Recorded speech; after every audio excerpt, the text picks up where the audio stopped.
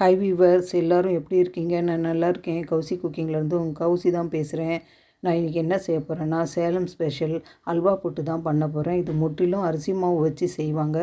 இது ரொம்ப ஃபேமஸ் சேலத்தில். நான் கொஞ்சம் சத்து கொடுக்கறதுக்காக ராகியும் மிக்ஸ் பண்ணி செய்கிறேன். பாருங்கள், ஒரு கைப்பிடி ராகி, அதே அளவுக்கு நீங்கள் அரிசி மாவு வேணாலும் மிக்ஸ் பண்ணிக்கோங்க.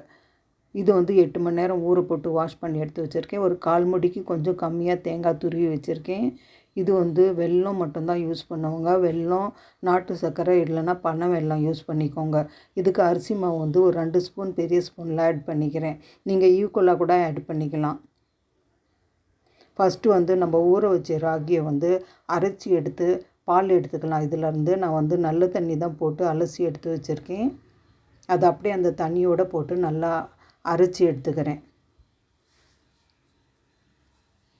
இதுக்கு பால் மட்டும்தான், நம்ம ராகி பால் மட்டும்தான் எடுக்க போகிறோம்.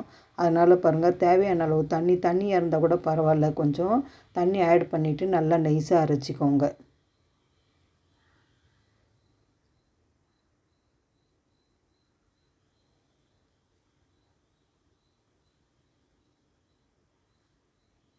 பாருங்கள், ராகி அரைச்சி எடுத்துக்கிட்டேன்.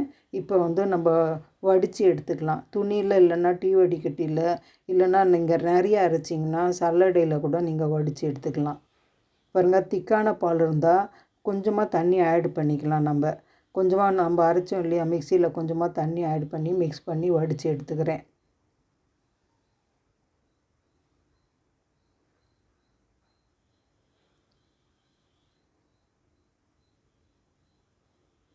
பாருங்கள், நம்ம அரைச்ச ராகி இந்த அளவுக்கு வந்திருக்கு. இந்த சக்கையை நம்ம தூர போட்டுடலாம். அவ்வளோதான், ராகி பால் ரெடி ஆகிடுச்சு. இது கூட நம்ம அரிசி மாவு மிக்ஸ் பண்ணிக்கலாம். அரிசி மாவு நீங்கள் ஈக்குவலாக கூட ஆட் பண்ணிக்கோங்க. இல்லைன்னா அரிசி மாவு குறைச்சிட்டு ராகி மாவு எக்ஸ்ட்ரா கூட நீங்கள் வச்சுக்கோங்க. பாருங்கள், நான் பெரிய கரண்டியில் பெரிய ஸ்பூனில் ஒரு 2 ஸ்பூன் அளவுக்கு அரிசி மாவு போட்டேன். இதை நல்லா மிக்ஸ் பண்ணி எடுத்துக்கலாம். இதுக்கு வெல்லம் தேவையான அளவு உங்கள் டேஸ்ட்டுக்கு நீங்கள் போட்டுக்கோங்க. நான் வெல்லம் உடச்சி வச்சுருக்கேன், அப்படியே போட்டு கரைச்சிக்கிறேன். இந்த வெல்லத்தில் தூசி இல்லை, அதனால நான் டைரெக்டாக போட்டேன். நீங்கள் தூசி இருக்கிற வெல்லம் வச்சுருந்தீங்கன்னா கொஞ்சமாக அந்த பாகு மாதிரி திக்காக காய்ச்சிட்டு வடித்து போட்டுக்கோங்க. பாருங்கள், நல்லா கலந்து விட்டுக்கலாம். அது பாட்டுக்கு கரையிட்டோம். இப்போ நான் கொஞ்சமாக கசகசா எடுத்துக்க போகிறேன். தேங்காய் பாருங்கள், நான் இந்த அளவுக்கு துருவி வச்சுருக்கேன். நான் எடுத்துருக்கிற அளவுக்கு நான் கொஞ்சமாக தான் எடுத்திருக்கேன், அதுக்கு தகுந்த மாதிரி எடுத்திருக்கேன். இதுக்கு கசகசா 1 ஸ்பூன், இல்லைன்னா வெள்ளை எள் இருந்தால் அதையும் நீங்கள் எடுத்துக்கோங்க. கசகசா இல்லைன்னா வெள்ளை எள் எடுத்துக்கோங்க. பாருங்கள், அடுப்பில் பேன் வச்சுட்டேன். 1 ஸ்பூன் கசகசா நல்லா வறுத்து எடுத்துக்கலாம். ஃப்ளேம் நல்லா குறைச்சி வச்சுட்டு நல்லா வாசனை வர வரைக்கும் வறுத்துக்கோங்க.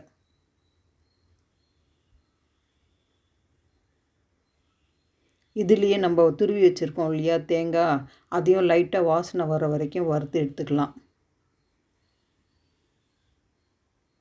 கொஞ்சம் லைட்டாக வறுத்துக்கோங்க, ரொம்ப ப்ரௌனாலாம் வறுக்க வேணாம்.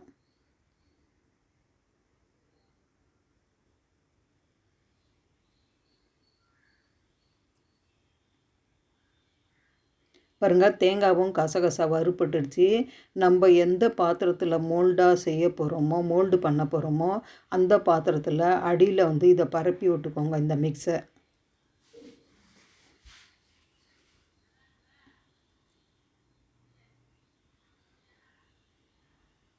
இப்போ அதே பேனில் நம்ம வடித்து வச்சுருக்கோம் இல்லையா ராகி பாலும் அரிசி மாவு மிக்ஸும், அதை அப்படியே போட்டுக்கோங்க. ஃப்ளேம் குறைச்சே இருக்கட்டும், குறைஞ்ச ஃப்ளேம்லேயே செய்யுங்க. ரொம்ப ஃப்ளேம் செஞ்சிங்கன்னா அந்த டேஸ்ட்டு மாறிடும். அது இல்லாமல் அடி பிடிச்சிருச்சுன்னா அந்த டேஸ்ட்டே வேறு மாதிரி இருக்கும். பாருங்கள், திக்காக இருந்துச்சுன்னா இந்த பால் கொஞ்சம் தண்ணி கூட ஆட் பண்ணிக்கோங்க. நீங்கள் செய்யும் போதே தெரியும், ரொம்ப திக்காக வந்துச்சுன்னா இன்னும் கொஞ்சம் தண்ணி கூட நம்ம மிக்ஸ் பண்ணிக்கலாம். இந்த அல்வா புட்டு கொஞ்சம் தண்ணி மாதிரி தான் போடுவாங்க.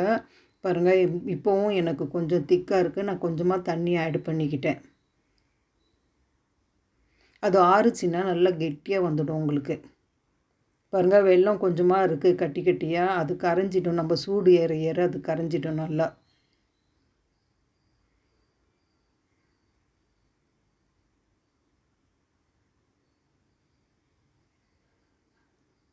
இது ரொம்ப டேஸ்ட்டாக இருக்கும் இந்த ஸ்வீட்டு. உங்களுக்கு அதிக செலவெல்லாம் இல்லை, ரொம்ப கம்மி செலவில் ஒரு கைப்பிடி ராகி இருந்துச்சுனாவே இது செய்யலாம். ரொம்ப ரொம்ப உங்களுக்கு டேஸ்ட்டாக வரும். ஆயில் ஃபுட்டெல்லாம் அவாய்டு பண்ணிவிட்டு குழந்தைங்களுக்கு இந்த மாதிரி வந்து ஹெல்த்தியாக செஞ்சு கொடுங்க. பாருங்கள், அப்படியே மீடியம் ஃப்ளேமில் கலந்து விட்டே இருங்க. இது நல்லா கரைஞ்சி நல்லா ஷைனிங்காக வரும். இப்போ வந்து இதுக்கு நெய் ஆப்ஷனல் தான், உங்களுக்கு வேணும்னா போடலாம், அப்படி இல்லைன்னா ஸ்கிப் பண்ணிக்கலாம். நெய் வந்து பாருங்கள், ஒரே ஒரு ஸ்பூன் சின்ன ஸ்பூனில் போடுறேன். நெய் வந்து அல்வா புட்டில் போட மாட்டாங்க கடைகளில். நான் வந்து சும்மா இன்னும் டேஸ்ட்டு கொடுக்கறதுக்காக நெய்யும் ராகியும் மிக்ஸ் பண்ணியிருக்கேன். இது முழுசாகவே அரிசி மாவில் மட்டும்தான் செய்வாங்க. பாருங்கள், நல்லா கலந்து விட்டே இருங்க. பாருங்கள், நம்ம ஃப்ளேம் குறைச்சி வச்சுருக்கிறதால கொஞ்சம் கூட அடி பிடிக்கல. நல்லா உங்களுக்கு ஷைனிங்காக வரும். பாருங்கள், இந்த அளவுக்கு நல்லா கலந்து வெந்து நல்லா ஷைனிங்காக வந்துடுச்சு. இப்போ அடுப்பு ஆஃப் பண்ணிக்கலாம். அப்படியே கலந்து விடுங்க கொஞ்சம்.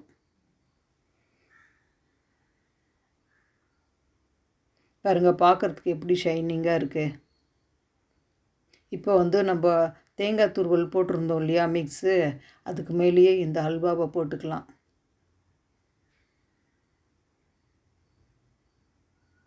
ஒரு ஸ்பூனை கொஞ்சமாக ஈரம் பண்ணிவிட்டு அப்படியே பரப்பி விட்டுக்கோங்க ஈவனாக.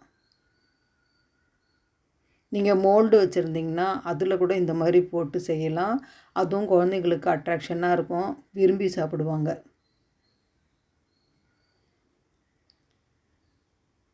பெரியவங்களுக்கும் சரி குழந்தைங்களுக்கும் சரி இது ஒரு சத்தான ஸ்நாக்ஸாக இருக்கும். பாருங்கள், அப்படியே நல்லா பரப்பி விட்டு ஃப்ரிட்ஜில் வந்து ஒரு 2 மணி நேரம் வைக்கிறேன். இது வெளியிலே வச்சா கூட நல்லா செட் ஆகிடும். பாருங்கள், ஒரு 2 மணி நேரம் கழித்து இதை ஓரமாக கொஞ்சமாக எடுத்து விட்டு அப்படியே வந்து பிளேட்டில் ட்ரான்ஸ்ஃபர் பண்ணிக்கலாம்.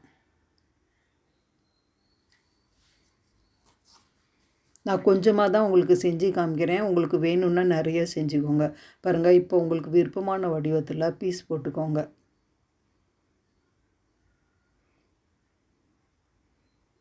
நீங்கள் எவ்வளோ காஸ்ட்லி ஸ்வீட் செஞ்சாலும் இந்த ஸ்வீட் சாப்பிட்டு பாருங்கள், உங்கள் எல்லாருக்குமே ரொம்ப பிடிக்கும். ரொம்ப டேஸ்ட்டாகவும் இருக்கும், ரொம்ப சத்தானது கூட. பாருங்கள் எப்படி வந்திருக்கு பீஸு. பாருங்கள், நான் பிச்சு காமிக்கிறேன் உள்ளே எப்படி இருக்குது.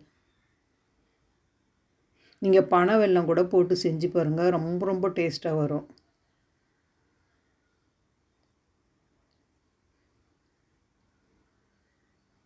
பாருங்கள், நம்ம எடுத்த ராகி அளவுக்கு 2 ஸ்பூன் அரிசி மாவு தான் நான் மிக்ஸ் பண்ணேன். இவ்வளோ வந்திருக்கு பாருங்கள். இந்த அல்வா புட்டு வந்து துணியை விரித்து போட்டு அடியில் ஒரு பிளேட் வச்சுட்டு அதுக்கு மேலே கரண்டியில் அள்ளி போடுவாங்க. அது ஒரு ஷேப்பாக வரும். அதுக்கு மேலே தேங்காய் துருவி கொடுப்பாங்க. கடைகளில் இந்த மாதிரி தான் கிடைக்கும். நான் சும்மா வந்து பிளேட்டில் கப்பில் போட்டு மோல்டு மாதிரி பண்ணி வச்சுருக்கேன். இந்த மாதிரி எப்படி வேணாலும் நீங்கள் செய்யுங்க. என் சமையல் உங்களுக்கு பிடிச்சிருந்துன்னா கௌசி குக்கிங் சேனலுக்கு லைக் பண்ணுங்கள், ஷேர் பண்ணுங்கள், கமெண்ட் பண்ணுங்கள். யாருமே கமெண்ட்டும் பண்ண மாட்டேங்கிறீங்க, லைக்கும் பண்ண மாட்டேங்கிறீங்க. தயவு செஞ்சு லைக்காவது போடுங்க.